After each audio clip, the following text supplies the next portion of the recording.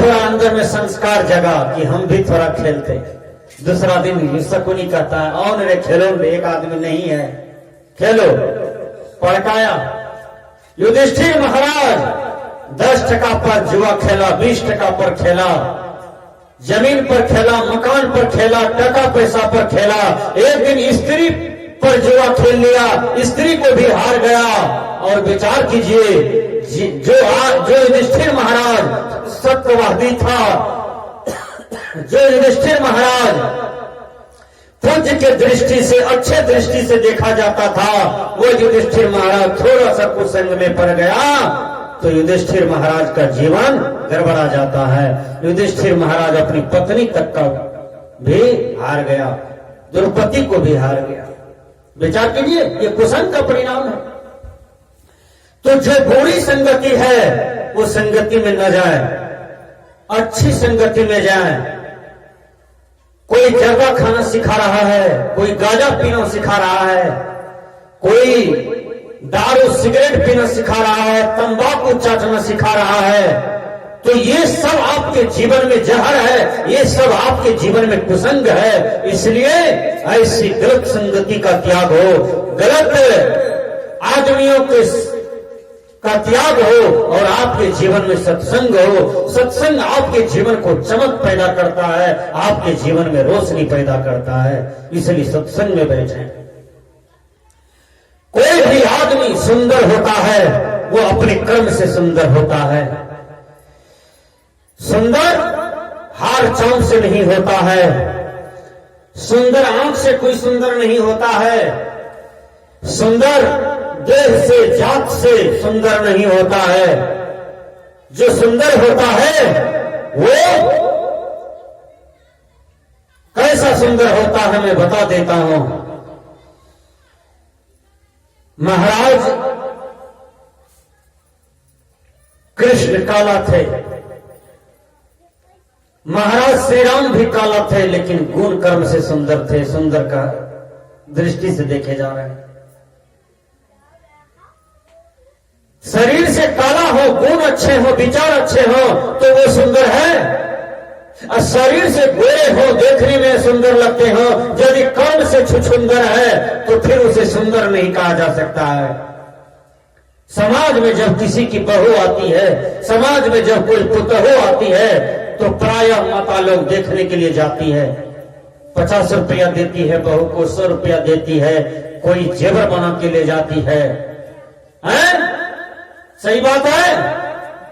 और उस माता से पूछो कि कैसा है बहुरानी, कैसा है पुतहू रानी, तो कहती है बाप रे बाप, दुर्गा की तरह लगती है देखने में। और 1 साल में पता चला कि वह दुर्गा जैसा रूप वाली बहुरानी जो है ससुर को मार बैठा, सास को मार बैठा, पति को गाली देती है, पूरे ससुराल तबाह है।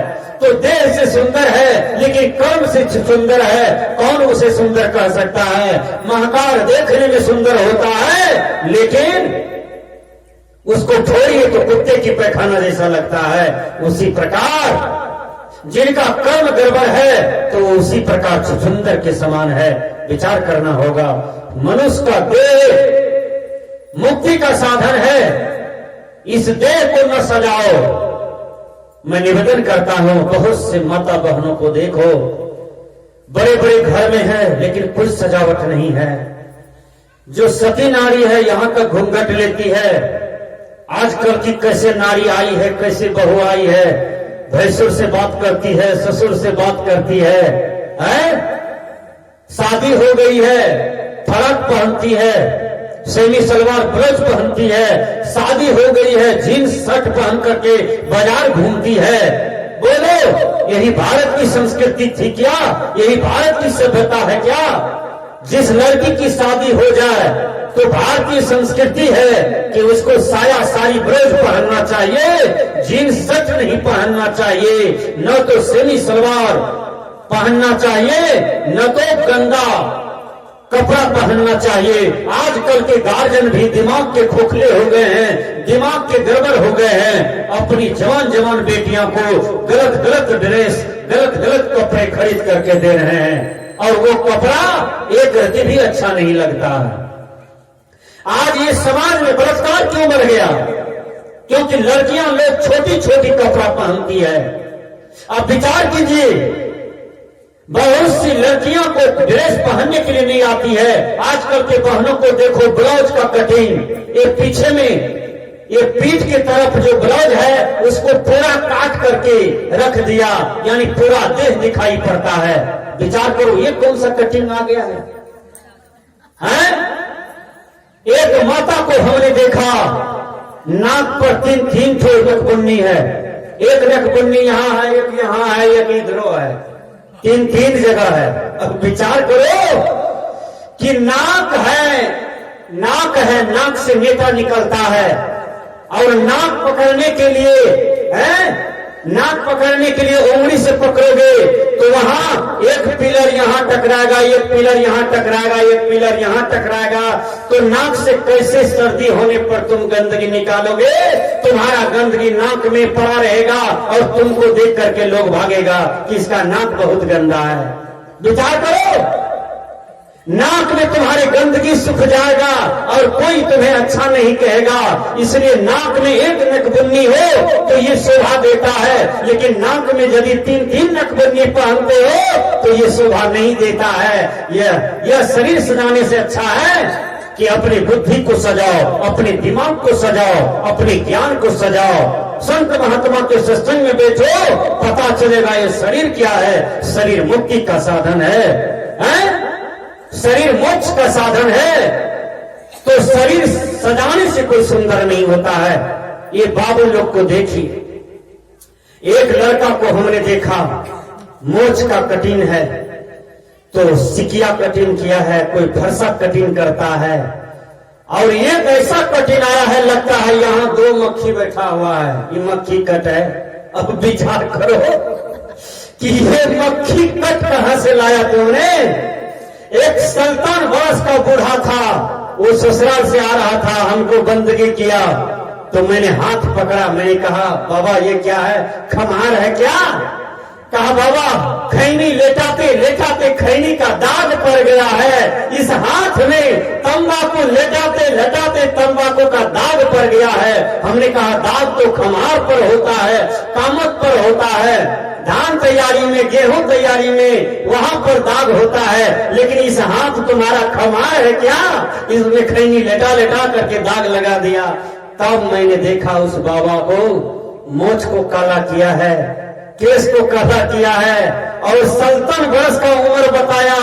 5 हाथ में अलता लगा करके ससुराल से आ रहा था। हमने कहा, अलता कैसे लगाए बुढ़ा बाबा? तो कहा, क्या कहें, अलता तो लगा दिया, 1.25 की कन्या लगा दिया। हमने कहा, नहीं, आप झूठ बोलते हैं, आप अलता रखते हैं। जब वह झोला पनबट्टा निकाला, पान खाने के लिए पनबट्टा, तो पनबट्टा के साथ अलता भी निकल गया। तो हमने कहा, वो देखो अलता तुम्हारे झोला में ही है।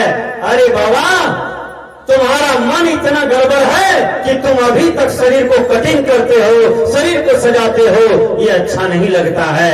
सजाना ही चाहते हैं तो अपने कर्म को सजाइए, अपने व्यवहार को सजाइए, अपने आप को सजाइए। आपका जीवन महान हो जाएगा, आपका जीवन परिष्कृत हो जाएगा। ये शरीर की दुर्दशा में दिखा रहा हूं आपको। जो बूढ़ा बीमार है 1 महीनों से, लेटरिन पेशाब खाट पर करता है, चौकी पर करता है, धोती में करता है, जाइए उसको देखने के लिए कि वो कितना दुर्दशा को भोग रहा है इसी शरीर में। वो बूढ़ा की नाक से नेटा निकलता है, कोई पोंछने वाला नहीं है, आंख से कांची निकल रहा है, कोई पोंछने वाला नहीं है, धोती खींचने वाला नहीं है, 1 महीना पैखाना पर घिसिया रहा है, 1 महीना से देह गंद कर रहा है, और 1 दिन मर जाता है। यह शरीर की इतनी बड़ी गंदगी है कि यह गंदगी को कोई सूंघना नहीं चाहता है, कोई देखना पसंद नहीं करता है, और यह शरीर को आप सुंदर कहते हैं। तो शरीर, यह मानव शरीर की गंदगी इतना खराब है कि उतना खराब कुछ नहीं है। मैं निवेदन करता हूं, एक जवान लड़की, देखने में चेहरा सेब है, हार कठिन अच्छा है, लंबी है, पतली दुबली है, आंख नाक कान बहुत सुंदर है, मृग नैनी की तरह है। एक लड़का उसको देख लिया, वो लड़का कहता है मैं भी जादव हूँ, वो लड़की भी जादव है, लड़की गरीब है, मैं अमीर हूँ। बाबूजी आप जाइए, वही लड़की से मेरा ब्याह रचिए, मैं कुछ नहीं लूंगा लेकिन उसी लड़की से शादी करूंगा। वो लड़का अपने बाबूजी को कह दिया और लड़का घर में खटवास ले लेता है। जब घर में लड़का खटवास लेता है, बाबूजी गए लड़की पात्र के यहाँ, लड़की को देखा, लड़की भी पसंद आ गया और लड़की के पिताजी को बोला कि मेरा बेटा कुछ नहीं लेगा लेकिन आपके ही बेटी से शादी करेगा। वह बेटी जो थी बहुत ज्ञानी थी, सत्संगी घर की बेटी थी। देखिए वो कहता है बाबूजी हम भी उसी लड़का से शादी करेंगे लेकिन उसको रविवार के रोज भेज दीजिए हमारे पास, हम 9 बजे उनसे बात करेंगे, अपने रूम में बात करेंगे और अकेले में बात करेंगे। आपके लड़का से बहुत ढेर सारे प्रश्न करेंगे, यदि जवाब मिलेगा तो हम शादी कर लेंगे लेकिन अकेले भेजिए, हम भी अकेले रूम में रहेंगे। वो लड़की शनिवार के रात को तीव्र जुलाब की एक टेबलेट खा ली और उसको 56 बार पैखाना हुआ। उस लड़की को 56 बार का पैखाना हंडी में रख दिया, मूत्र को बाटी में रख दिया, आंख नाक कान की जितना भी फैक्ट्रियां का कचरा था सबको बाटी में रख दिया और 500 का लाल कपड़ा मंगाया, सुंदर कपड़ा, उसको ढक दिया सारी गंदगी को। वो लड़का जब आया तो लड़का कहता है अरे तुम्हारा जो सेब वाला चेहरा था वो सेब वाला चेहरा कहां चला गया? कहा मेरा चेहरा तो वो हंडी में पड़ा है, कटोरी में पड़ा है, हम उतार करके रख दिए हैं। वो अंधा लड़का, काम में अंधा लड़का, वो समझ नहीं पाया। वो लड़का चला जाता है, हंडी उघाड़ के देखता है तो उसमें पैखाना महका। कटोरी उघाड़ करके देखा तो उसमें मूत्र दिखाई पड़ा, एक में नेटा खखास पीत थोक ये सब कटोरी ढका हुआ था। का यही मेरी सुंदरता है? जिस सुंदरता को देख करके तुम पागल हुआ था, यही मेरी सुंदरता है, लो इसको खाओ और हमसे शादी करो। वो लड़का भागता है घर के तरफ। लड़की कहती है रे अरे बाबा ठहरे ठहरो, ठहरे भैया ठहरो, हमसे शादी तो कर लो। वो लड़का घर की तरफ भाग गया और शादी भी नहीं किया। देख लीजिए सूरदास अपने मन को कैसे केंद्रित करता है। सूरदास शाम में चले जाते हैं एक भक्त के यहाँ, उसकी बच्चियां देखने में बहुत सुंदर थी और वो सूरदास उनको देख करके मोहित हो जाता है। सूरदास मोहित हो जाता है और वो बच्चियां तन मन धन से सेवा करती रही। उसकी बेटी के मन में किसी भी प्रकार की विकार नहीं, उनकी आत्मा पवित्र था। सूरदास के मन में विकार था। विचार कीजिए, उसके मन में विकार हुआ कि हमारी पत्नी रहती तो हम कितना सुख करते इनके साथ, क्या नहीं ऐश करते, क्या नहीं मौज करते। सूरदास फिर सोचता है अरे एक गृहस्थ की बेटी है, एक साधारण आदमी की बेटी है, इसका मन कितना पवित्र है, ये पवित्र पूर्वक मेरा सेवा किया है और मैं साधु हूं, मेरा मन कितना कपटी है, मेरा मन कितना धोखा है, मेरा मन कितना गड़बड़ है कि इस बच्चिया के प्रति मेरा गंदा दृष्टि हो रहा है। सूरदास भर दिन रह गया उसी के यहाँ। शाम में एक टकवा मंगाता है उसी बच्चिया से, 2 टकवा मंगाया, दोनों टकवा से अपना आंख फोड़ लिया और सूरदास हो गया। सूरदास ने कहा मेरे दुनिया के लोगों, ये दोनों आंख जो है ना बहुत गड़बड़ है, बड़ा बेईमान है, लोगों को उठा के पटक देता है, लोगों को बेईमान बना देता है, लोगों को शैतान बना देता है। यही 2 आंख की दृष्टि जो है ना, ये मनुष्य को पतन की ओर ले जाता है, मनुष्य को गड़बड़ राह की ओर ले जाता है। सूरदास तो आंख फोड़ करके सूरदास बना, इतना बेजोर भक्ति किया कि भगवान कृष्ण को प्राप्त कर लिया, कृष्ण की आराधना किया और तन मन से आराधना किया। सूरदास की भक्ति सफल हो गई। तो ये मंच यह नहीं कर रहा है कि आप लोग भी सामने जा करके सब आदमी टकवा से आंख फोड़ लीजिए, ऐसा नहीं करना है। आपको करना क्या है? इस आंख से देखना है सब चीज, लेकिन आंख को काबू में रखना है। समझ रहे हैं बात को? ये कान से सुनना है, कान को काबू में रखना है। जिभ्या है, जिभ्या को काबू में रखना है। शरीर का जितने भी इंद्रियां आपके पास है सबको अस्थिर रखना है, सबको काबू में रखना है। जैसे ड्राइवर ब्रेक के द्वारा गाड़ी को काबू कर लेता है, उसी प्रकार आपके जीवन में एक ब्रेक होना चाहिए। वो ब्रेक क्या है? तो साधना, वैराग। इस साधना और वैराग रूपी विवेक से आप अपने जीवन में जो मन है उस मन पर विजय पाने के लिए एक ब्रेक है, वो है साधना। साधना से आपका मन लौट सकता है, आपका मन सुधर सकता है और आपका जीवन उद्धार हो सकता है। इसलिए हमने कहा प्रकृति, विकृति और संस्कृति। जो प्रकृति में जीता है वो मानव कहलाता है, जो विकृति में जीता है वो दानव कहलाता है। कंस की बहन पुतना हुई थी। क्या पुतना का फोटो है आपके घर में? कोई आदमी हाथ उठाइए। पुतना नाम जानते हैं सब कोई? पुतना का नाम सब जानता है। सुपनेखा का नाम सब कोई जानते हैं? सब कोई जानता है। मंथरा का नाम सब जान रहा है। मंथरा, पुतना, सुपनेखा का फोटो बिकता है बाजार में कि ले जाओ पूजा करना? नहीं मिलेगा आपको कहीं नहीं। लेकिन सबरी का फोटो, मीरा का फोटो, मदरसा का फोटो, इंद्रमती का फोटो, सती अनसुईया का फोटो, पार्वती का फोटो, सरस्वती का फोटो, लक्ष्मी माता का फोटो आपको हाट बाजार सब जगह मिलेंगे, बिक्रीनामा में मिलेंगे। आपको श्रद्धा भी होगा कि इनकी तस्वीर का पूजा करना चाहिए, इनके चित्र से चरित्र में अपने चरित्र पर शिक्षा लेना चाहिए, ये आपको सूझेगा। लेकिन सुपनेखा के प्रति, मंथरा के प्रति, पुतना के प्रति आपका चित्त नहीं डोलेगा, क्योंकि पुतना कैसा कर्तव्य करती है जो राक्षसनी कहला गई। पुतना भगवान कृष्ण को जहर देने के लिए चला गया। बहुत से माता लोग समाज में अभी भी पुतना बन के बैठी है, गोतनी के बच्चे को जहर पिला के मार देती है। बहुत से माता बहना अपना पति को परपुरुषों से लब करती है, परपुरुषों से फंसा हुआ है, परपुरुषों के साथ गलत व्यवहार करती है। आज भी समाज में उपद्रव हो रहा है और अपना पति को भोजन में जहर देकर के मार देता है। ऐसा हमने देखा है, ऐसा हमने सुना है। वो भी पुतना है।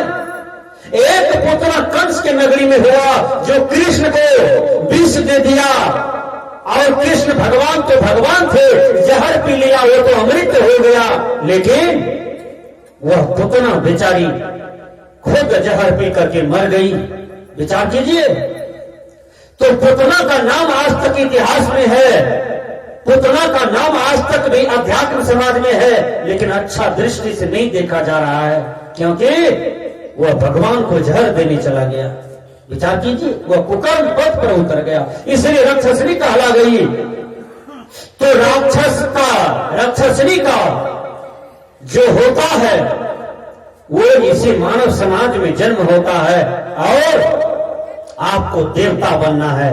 आज 1 जनवरी 2021 है। आज आपको नया संकल्प लेना है कि यदि मैं मांसाहारी था तो मांस नहीं खाऊंगा। बोलिए, अच्छा संकल्प है। यदि हम सातक हैं तो वैष्णव बनेंगे।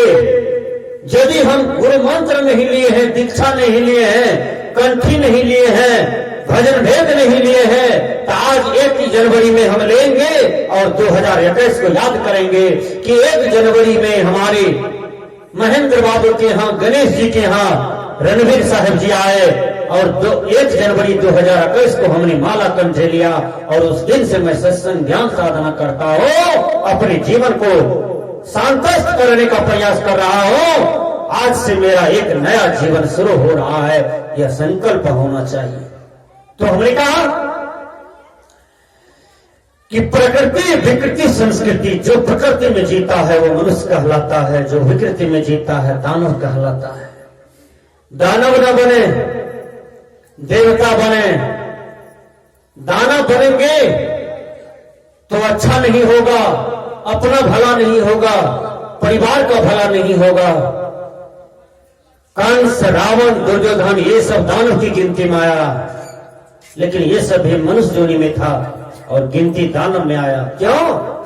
क्योंकि कर्म गड़बड़ था, आचरण गड़बड़ था, विचार गड़बड़ था, इसलिए दानव की गिनती में आया। सजना, देवता बने देवता। आपने अभी पाठ में सुना था, बड़े भाग मानुष तन पावा, सुर दुर्लभ सदग्रंथ ही गावा। बड़े ही भाग से मनुष्य का शरीर प्राप्त होता है। बहुत पुण्य होगा तो राजा के यहां जन्म लीजिएगा,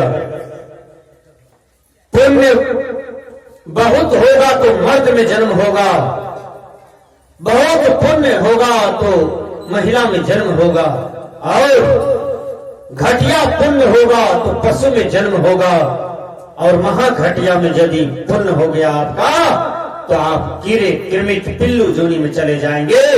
ये अपने कर्म से आप खुद चले जाते हैं यह जोनी में। इसलिए अपने आप को सुधार करें कि हमें कहां जाना है। आज देखिए आदमी मर जाता है, चला जाता है दुनिया से सब कुछ छोड़ करके, लेकिन वह कहां जाता है? फिर वह जन्म लेता है। कहां जन्म लेता है? वह जन्म लेता है कर्म के अनुसार। यदि अच्छा कर्म किया था तो अच्छा घर में जन्म होता है और मनुष्य जोनी में चला जाता है। कर्म गड़बड़ है तो पशु जोनी में जाएगा, 84 लाख जोनी में चला जाएगा। इसलिए कर्म के अनुसार ही रिजल्ट होता है। जो मानव जीवन में उत्तम कर्म करता है वह मर करके भी मनुष्य बनता है। जो मानव जीवन में उत्तम कर्म से थोड़ा निम्न कर्म करता है वह मनुष्य जोनी पाता है, लेकिन गरीब घर में जन्म होता है। जो मनुष्य जोनी में थर्ड डिवीजन का कर्म करता है वह मर करके कहां जाता है? मनुष्य जोनी में जाएगा, लेकिन महादरिद्र के यहां जन्म लेगा। जो मनुष्य जोनी में फेल हो जाएगा सदकर्म करने से, वह 84 लाख जोनी में चला जाता है और फिर पछताता है। बोलिए, आपको कौन सा कर्म करना है? आपको फर्स्ट डिवीजन का कर्म करना है, ताकि आपको ये मनुष्य चोरा भी छूटेगा तो फिर आपको मनुष्य तन में जाना पड़ेगा, और मनुष्य तन में जाइएगा तो राजा के यहां जन्म लीजिएगा। राजा के यहां जन्म लीजिएगा तो सत्संग कीजिएगा, भजन कीजिएगा, संत गुरुजन का आशीर्वचन सुनिएगा, आशीर्वाद पाइएगा, फिर आपका संस्कार आपके साथ लगा रहेगा। संत कबीर ने कहा, ऊंच नीच ऊंच